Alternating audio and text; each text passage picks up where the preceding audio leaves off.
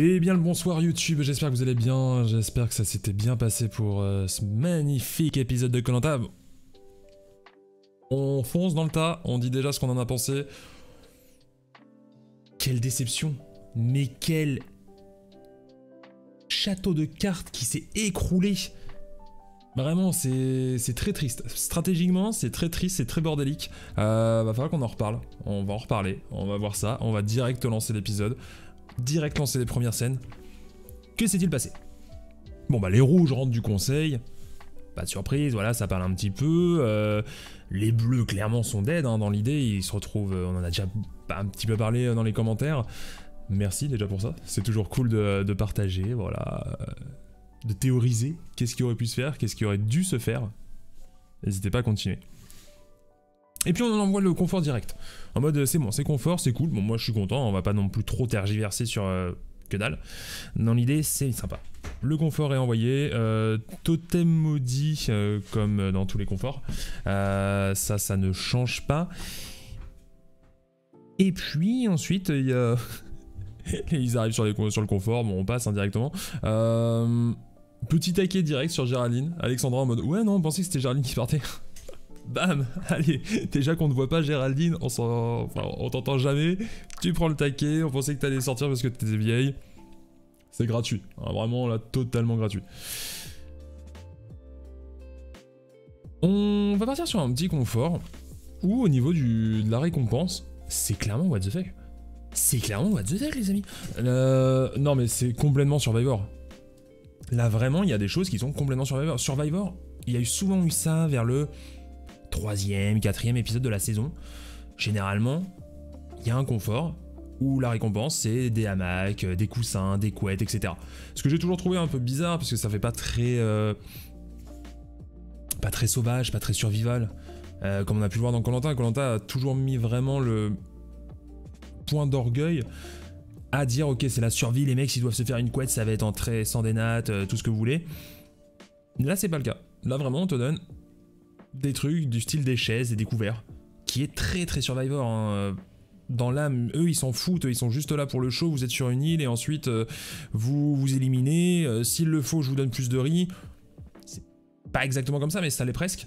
Du coup là c'est très bizarre, je trouve qu'il y a un côté Survivor de Koh Lanta qui est pas spécialement bien parce que pour le...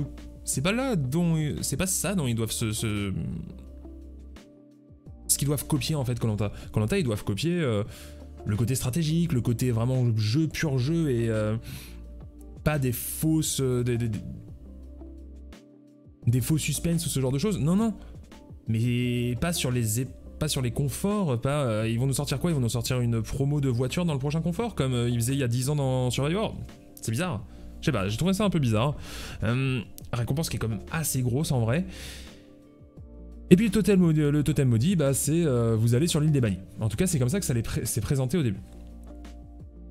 C'était une des choses dont j'avais parlé, voilà, totem maudit, ça va pas être super intéressant, ça va être des votes, des totems, des îles, des bannis, ce genre de choses un peu... Bon, voilà. C'est en gros une double punition pour les conforts, le totem maudit. Faut vraiment le prendre comme ça.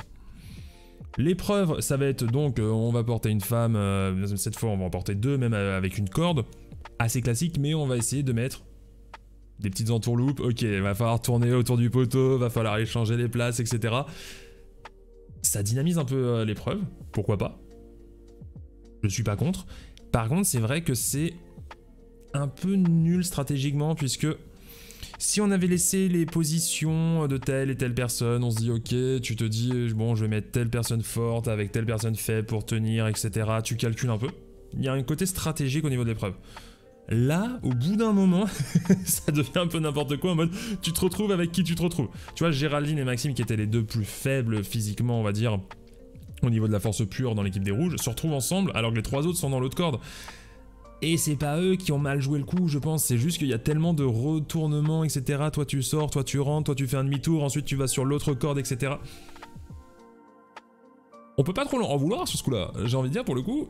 L'équipe des rouges, c'est peut-être celle que j'aime le moins entre les deux, mais c'est un peu bordélique, point barre, l'épreuve est vraiment bordélique. Même si un peu plus fun à regarder, on va pas trop s'en plaindre en tant que spectateur. Il y a moins d'aide pour les porteurs aussi. J'ai vu, avant il y avait des petites cales, je crois, pour chaque porteur, pas juste pour le dernier. Ce genre de choses. Bon, ok, pourquoi pas, pour que ça aille peut-être plus vite, même si ça dure apparemment 1h15. Il y a plus de péripéties, quoi, en gros, dans les épreuves. Ça, on ressent dans Koh-Lanta, ça essaye de faire plus de choses, qu'elles soient plus fun à regarder. C'est tout à leur honneur, ils tentent des choses, je vais pas trop m'en plaindre. Justement, je m'étais dit, en plus, la force brute, les rouges qui sont putain juste des mecs mastoc, vont gagner. Mais non, vu qu'ils se sont retrouvés tous les rouges forts, en mode bodybuilder, sur une seule corde, et que c'est Géraldine et Maxime qui se retrouvent sur l'autre, déjà Maxime qui en chiait, un peu coup dur. Finalement, donc, c'est la victoire des jaunes. Les jaunes vont gagner tout le confort, etc. Hein, les chaises. Ok. Et là, il y a Denis qui va nous faire « En fait, non. En fait, c'est pas tout le monde qui va sur l'île. C'est que 2 rouges. Et c'est vous les jaunes qui allez les choisir. Et ensuite, ils vont devoir faire une épreuve. Et ensuite, s'ils loupent l'épreuve, ça sera une pénalité. Mais pour l'épreuve d'humilité. » What? Frérot? Nous, en tant que spectateurs, je sais pas les candidats, mais j'ai pas l'impression. On n'est pas au courant de ça. Mettez-nous au courant avant l'épreuve. C'est... Je sais pas, c'est bizarre. La blague du palmacho devient de plus en plus vraie. C'est vraiment une nouvelle règle. Mais là, c'est abusé, sans déconner. C'est vraiment une nouvelle règle n'importe comment. Et je suis sûr que c'était prévu depuis le début. Y a pas de souci. Mais je sais pas, annoncer... Soit vous n'annoncez rien. Ok, j'annonce ce que ça sera le totem maudit, mais après l'épreuve. Très bien. Soit tu l'annonces dès le début. Tu fais pas moite-moite. C'est trop bizarre. Vraiment, c'est... Ça fait 20 ans quand même qu'ils sont en train de faire l'émission, ils devraient être à peu près au courant de ce qu'ils font, c'est bizarre. Les jaunes vont envoyer 2 rouges, donc JP et Maxime sur l'île. Ok, ils ont voulu un peu enfoncer Maxime qui était un peu dans le mal, puisqu'il venait de faire perdre son équipe, et puis JP qui avait pas l'air très fort mentalement. Ça m'a beaucoup fait rire. Ouais, on les envoie parce qu'ils sont forts physiquement, et du coup on va être beau jeu, alors que les mecs ils ont complètement envoyé parce qu'ils sont censés être faibles mentalement. Et puis t'as le JP en mode ouais, je sais, merci et tout. Sans déconner, putain. Les mecs, bon, ça m'a fait rire. J'aime l'intox. J'ai pas envie qu'ils leur disent la vérité, c'est ce qu'on veut vraiment, on veut de l'intox. Entre les équipes au moins. Mais est-ce que c'était vraiment une bonne idée? Alors JP, je pense que c'était pas une mauvaise idée. Même si le problème c'est que Jean-Philippe a l'air d'être un bon loser. Il a l'air d'assumer ses défaites. Du coup, même s'il avait perdu, il aurait assumé. Et Maxime, au final, ça lui laisse juste une possibilité de surtout se rattraper de son erreur d'avant. Là, vu que... Après, s'il avait perdu 2 fois de suite, c'est vrai que ça l'aurait peut-être mis vraiment dans le mal. Mais est-ce que Maxime a l'air d'être la personne la plus faible mentalement? Tu vois, c'est pas un Mathéo, comme on se dit, ok, Mathéo, il perd, il pleure. Très bien, c'est carré. Ou c'est pas une Ceta. Ceta, elle perd, elle est très discrète. On va juste faire, ok, on s'attendait pas... Ou une Stéphanie, ok, on s'attendait pas spécialement à une victoire de sa part, ou un Benjamin, tu vois. Et là, ça peut les enfoncer encore plus. Mais... Jean-Philippe et Maxime, je sais pas, bon. Après, bon, les mecs, ils vont arriver sur leur île, ils vont trouver leurs petites amulettes. Je trouve que c'est une épreuve de merde, personnellement. Je sais pas, j'ai du mal. Déjà, je trouve que déjà, l'idée, je trouve que c'est pas terrible. Vous perdez un confort, et vous avez donc un poids pour l'épreuve d'immunité. Ce qui veut dire qu'en gros, vous perdez le confort, qui possiblement vous fait perdre l'immunité dans ce cas-là. C'est chaud, non ? Ça devrait être séparé. Pourquoi pas un bonus pendant le confort? Justement, ton confort, c'est un bonus pour l'immunité. Point. Niet, nada. Juste ça. Ok. Pourquoi pas, même si je suis pas ultra fan, pourquoi pas. Mais que le fait que tu perdes un confort, tu perds le confort et en plus, tu dois remettre en cause et possiblement tu vas reperdre ton immunité parce que si t'as un désavantage à l'immunité, très probablement que tu vas la perdre. Surtout que c'était très serré. Très probablement tu la perds. Je sais pas, j'aime pas trop ce genre de logique, c'est un peu bizarre, mais pourquoi pas? Après c'est moi qui suis tatillon, mais pourquoi? Mais je trouve ça bizarre. Et puis encore une fois, ils vont chercher leur totem dans la mer, enfin sur la plage, là, etc. C'est quand même très grand, ça me paraît quand même très compliqué, on est d'accord. Moi je suis assez d'accord avec Maxime, je l'aurais fait aussi un peu à l'escape game, j'adore les escape games. Voilà, il n'y a pas des indices ou quelque chose, par contre, en connaissance de jeu, je me serais dit, C'est pas le style de Koh-Lanta de faire des indices comme ça. Ils sont pas trop énigmes. Va juste falloir chercher comme un con. C'était bien le cas. Après, ouais, il reste plus que 20 minutes de soleil. Je trouve juste avant que le soleil se couche.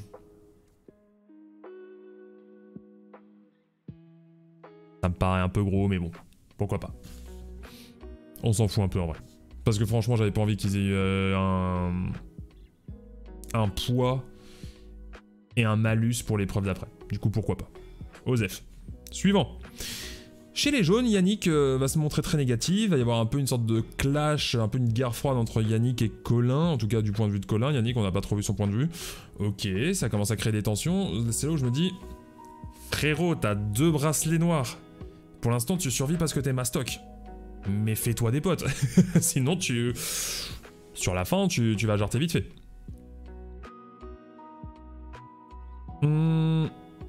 Ensuite, on voit que les rouges ne gèrent pas le feu. Putain, il pleut tout le temps dans cette saison.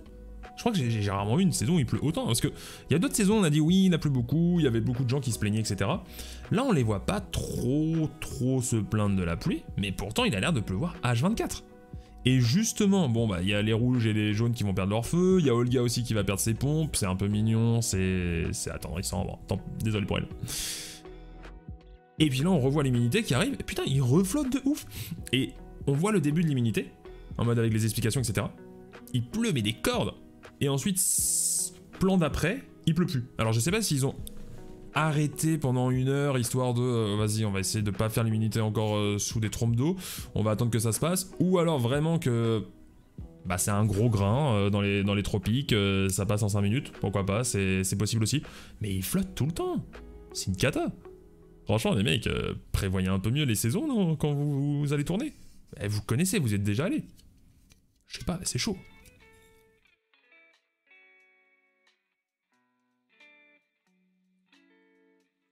L'immunité va commencer. C'est une épreuve des aveugles, hein, on la connaît bien, ça s'est marré sur Twitter, nanana, Sam, la saison dernière, ok.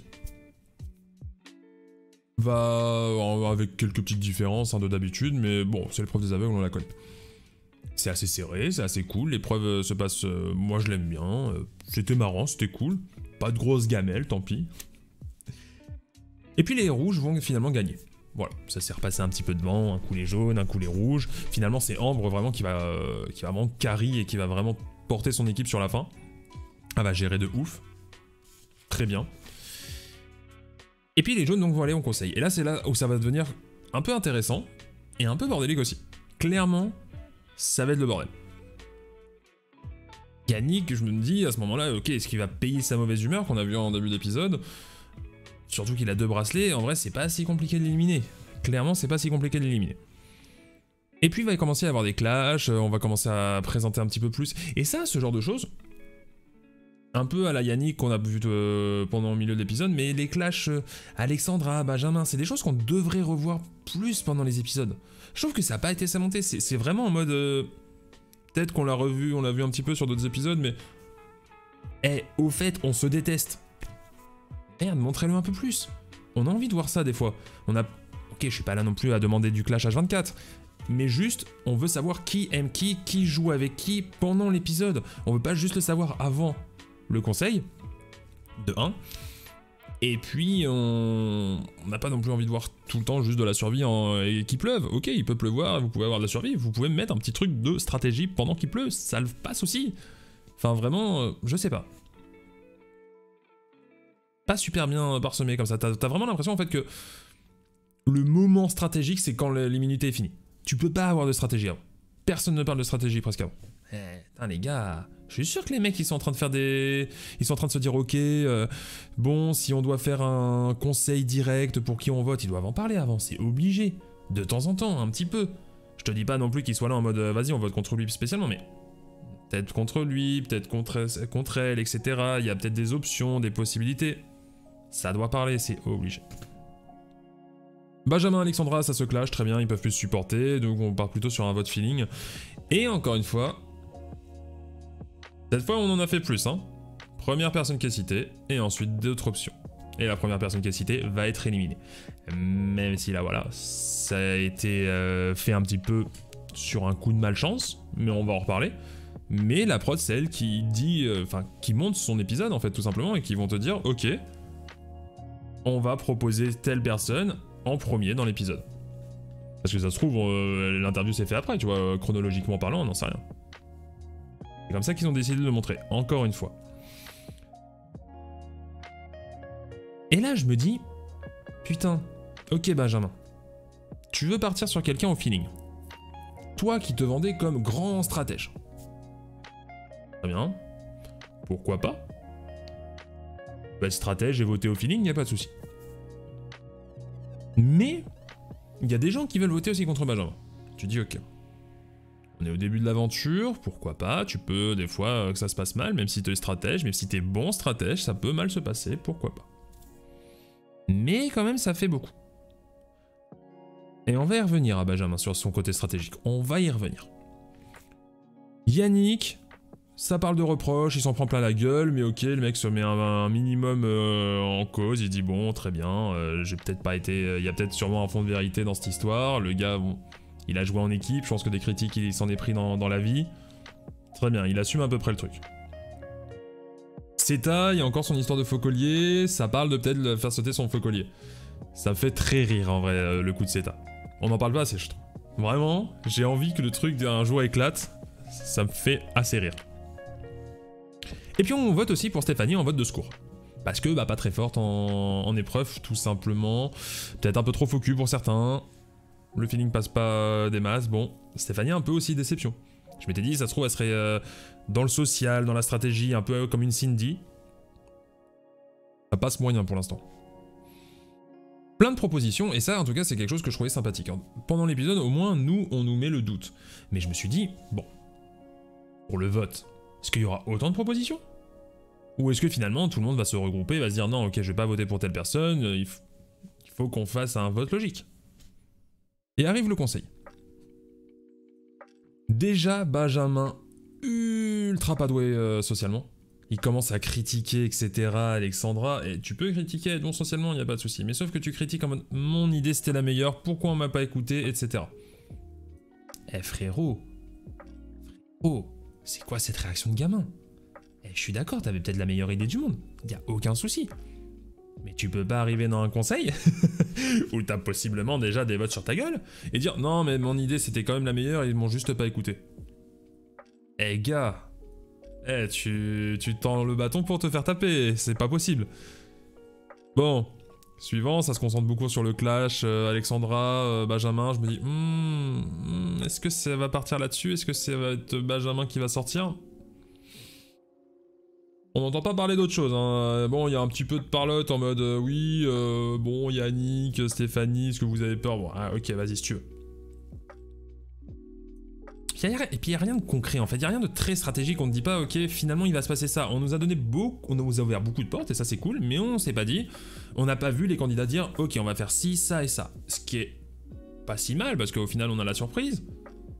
Mais est-ce qu'ils vont le faire dans les votes? Et c'est un peu la déception. Parce que ça vote pas ensemble. Et là, je commence à voir les gens qui votent. Faudrait me dire dans le chat, enfin dans le chat ou sur les commentaires YouTube, elle a voté contre qui, Stéphanie? Faut vraiment que je vérifie ça. Parce que là, on est sur des déceptions, une cata. Benjamin ne vote pas avec les autres. Bah, tout le monde qui commence à voter, bon, Benjamin, Stéphanie, nanana. Et là, je vois Benjamin qui fait Alexandra. Bon, ça me dire, ok, j'ai pas vu beaucoup d'Alexandra, on va voir, peut-être que je n'ai pas tout vu. Peut-être qu'il y aura plus d'Alexandra et qu'il a une idée derrière la tête. Pourquoi pas? Et puis on va commencer à compter les votes. Et j'ai compté les votes. Premier vote. Stéphanie finit avec 4 votes. Ok, très bien, il y en a qui avaient dit, je vois Stéphanie, elle est nulle en épreuve. Pourquoi pas? Benjamin, 4 votes. D'autres ont dit Benjamin est nul en épreuve et en plus il me casse les couilles. Pas de souci. Yannick, 2 votes, c'est ces 2 votes du bracelet. On met ça de côté, ça sert à rien. C'est à 1 vote. Ok. Pourquoi? Qui? Comment? C'est à 1 vote. D'où ça sort? Parce que je comprends l'idée de on veut faire peur à Seta pour qu'elle jette son collier.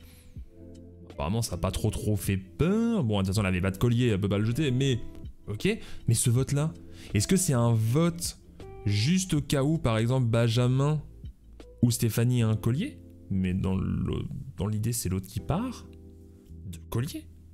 Vote de sécurité, CETA. Bon, j'ai pas vu qui a voté CETA. Whatever, on verra plus tard, à vérifier.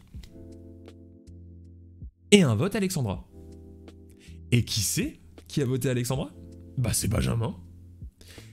Au lieu de voter Stéphanie.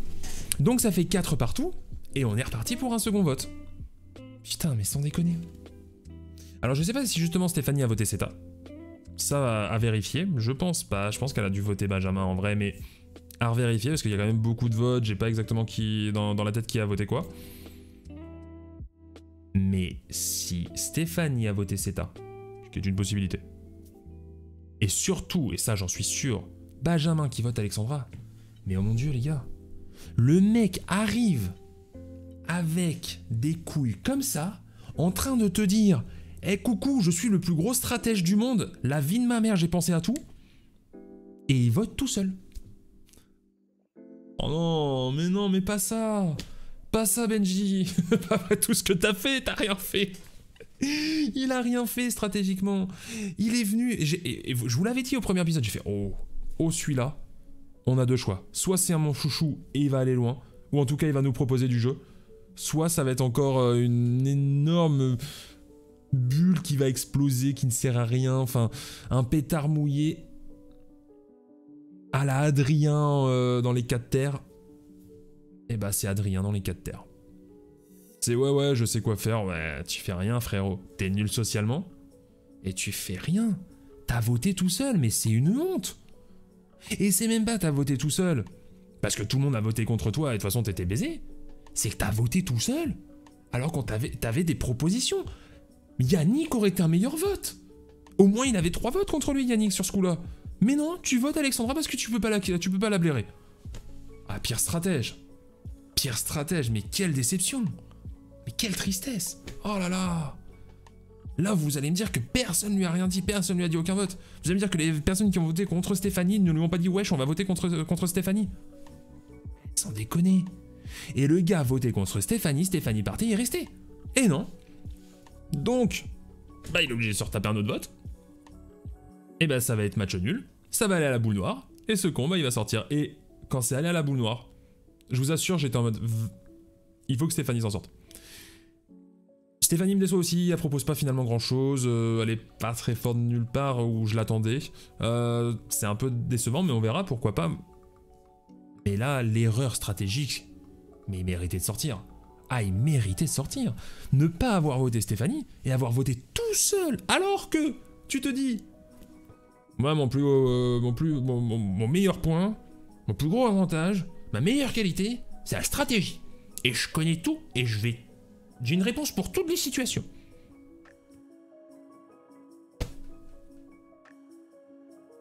Mais quelle déception!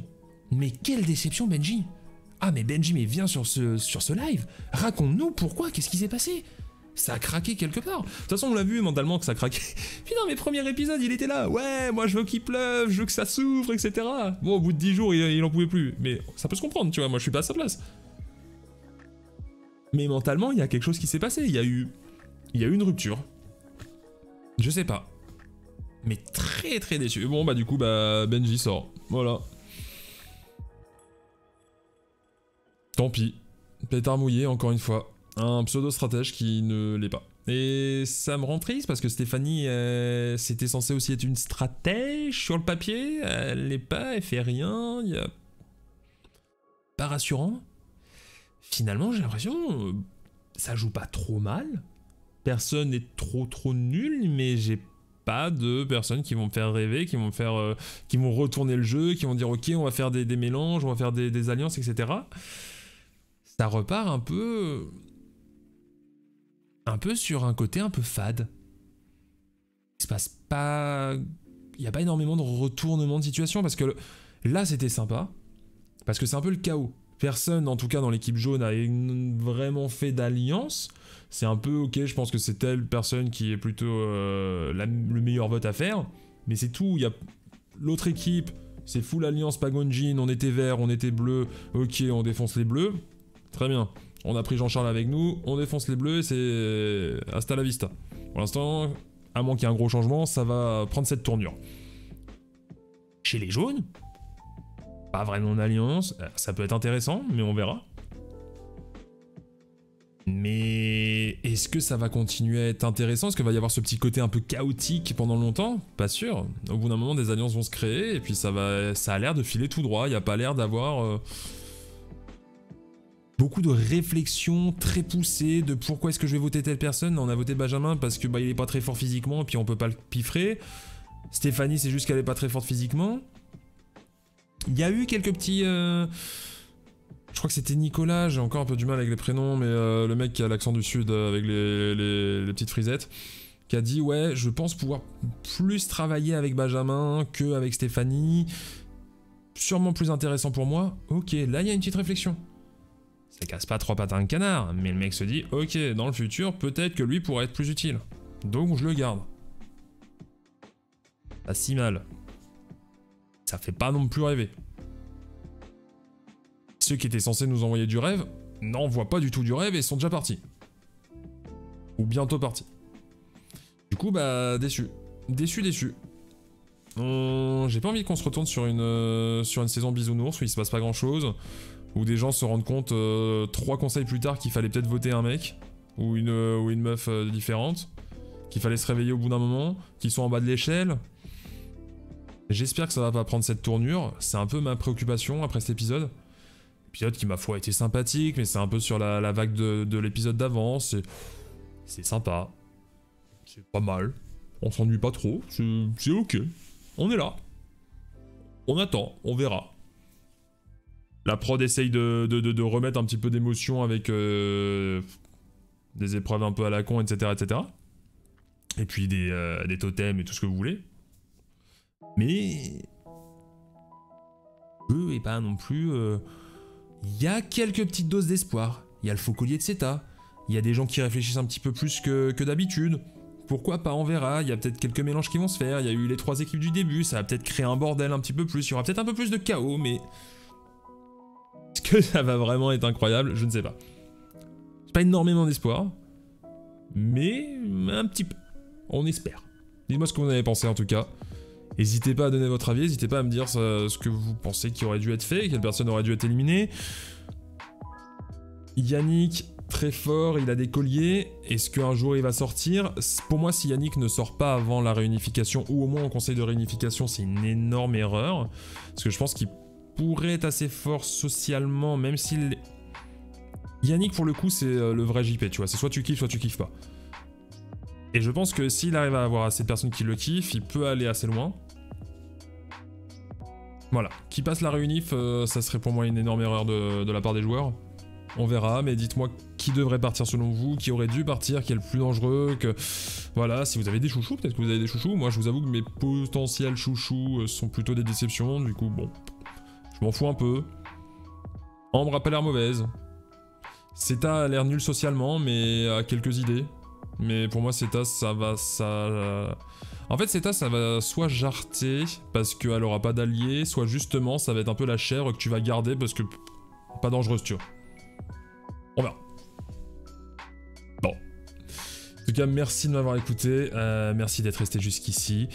Cette fois-ci, le mot, j'ai vu qu'il y en a qui ont suivi, le mot sera crustacé. Voilà, n'hésitez pas à bien l'écrire, bien l'orthographier dans les commentaires YouTube. Merci à tous, je vous souhaite une très bonne soirée, une très bonne journée. N'hésitez pas, voilà, on se revoit la semaine prochaine. Ciao, ciao, gros kiff, on y va. Bisous.